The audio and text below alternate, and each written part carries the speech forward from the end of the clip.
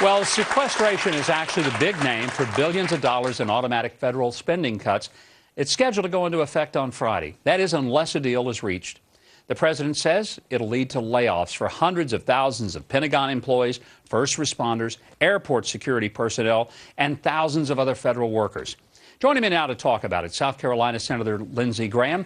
Senator, it's great to have you. Thank you for joining me today. Thank you. This sequestration has become such a political theater over the last few days, and a lot of the Republicans are saying, let's just let the president have it and see what he can do with it. Is that a good idea? And what do you propose to do about sequestering?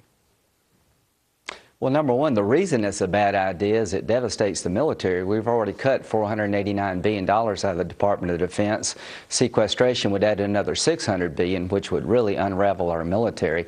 This idea that Republicans have of let it go into effect and watch the president fix it is really not leadership. Don't you think that's what's wrong with Washington? I thought we were the party of fiscal responsibility. The Republican House passed a replacement for sequestration. Our Democratic friends are going to raise taxes, which is a bad idea. So I think Republican senators should put a plan on the table rather than turning the government over to Barack Obama to find the cuts and just watch him do whatever he'd like. I don't like that proposal at all. So do you plan to work with some of your Republican colleagues in the Senate, put a plan on the table and say, here it is, Mr. President, this is our plan?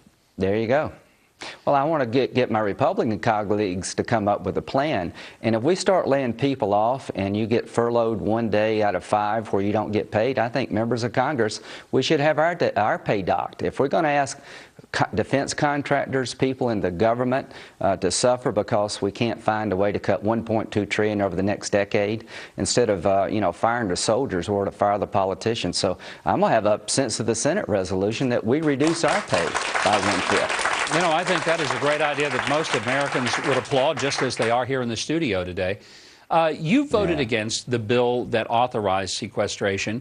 The president was the one who proposed it. I want to play a little videotape of the president speaking about this 2 years ago.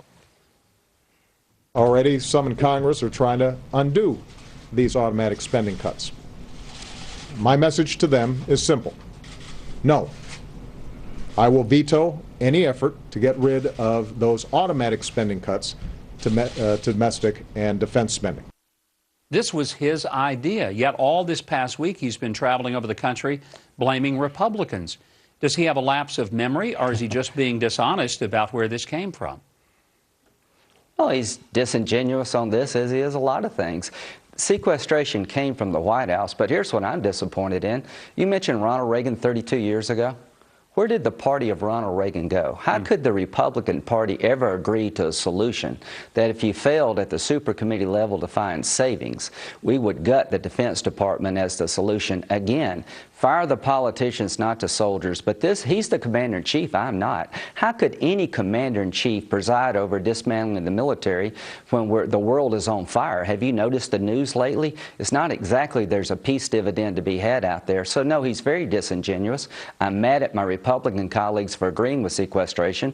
I'm working with Senator McCain and Kelly Ayotte to find a replacement that won't destroy the Defense Department. We can cut spending without destroying the military and raising taxes if we sit down and do the hard work. And the president should have us in the White House, instead of blaming us, fixing the problem.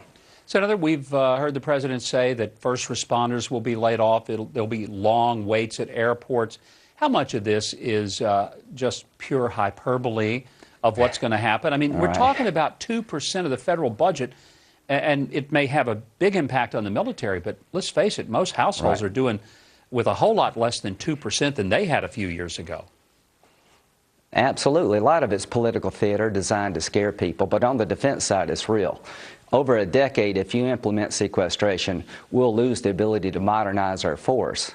The Navy will go down to 232 ships from 285. How do you pivot to Asia? The smallest Army since 1940, cutting another 100,000 people out of the Army, the smallest Air Force in modern history. On the defense side, it's real. But you'll never convince me we can't find $1.2 trillion and we're going to spend $45 trillion over the next decade without destroying the Defense Department if we try. So a lot of this is just scare tactics. But Republicans, don't you think Mike should lead?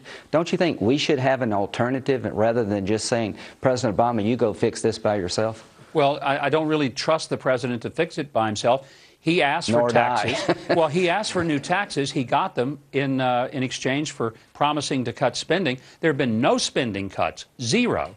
Now he wants more taxes. Zero. Senator, this is, you know, if the Republicans cave in on this, you know, and say, oh, Mr. President, we'll give you some more taxes, he still hasn't put any spending cuts on the table. We might as well fold it up and quit. The only thing we've cut, really, in a serious way, is the Defense Department. $489 billion has been taken out of the Defense Department. $1.2 trillion in new taxes from Obamacare, $600 billion in new taxes from the fiscal cliff deal. We do not need to raise taxes to fix sequestration. The next time that I would put revenue on the table, Mike, is to flatten the tax code, make it simple, make it fair, take the money and pay down some debt and lower rates for entitlement reform.